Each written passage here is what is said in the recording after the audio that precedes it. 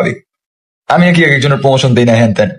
ভাই এত বছর ধরে, বিগত 5 বছর ধরে লাইনে কাজ করি, আজ পর্যন্ত কেউ বলতে পারে নাই।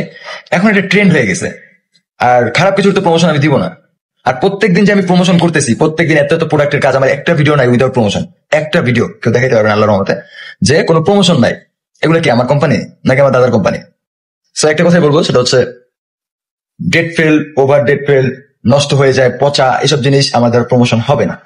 কারণ আমার অডিয়েন্সের মাধ্যমেই আমি খাই। তাদের সাথে আর যাই হোক, বেইমানি আমার দ্বারা হবে না।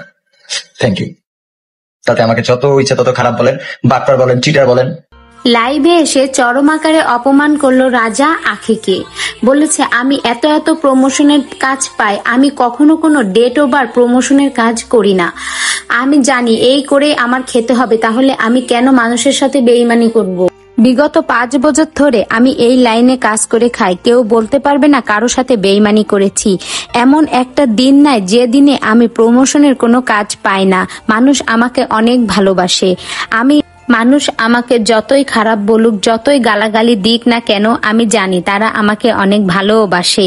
যে কোনো জিনিসের প্রমোশন আমি করাইতে পারি না, আমি যে কারো মতোই প্রমোশন করাই না। যে কোনো জিনিসের আমি ভালো জিনিসের প্রমোশন করাই, আর প্রমোশনের কাজ আমার প্রত্যেক দিনই থাকে। কিন্তু আমি লাইভে এসে ওগুলো দেখাই না দেখে মানুষ দেখে না যে আমি কত কত প্রমোশনের কাজ পাই। আমি দেখানো জিনিসটাকে বেশি অপছন্দ করি।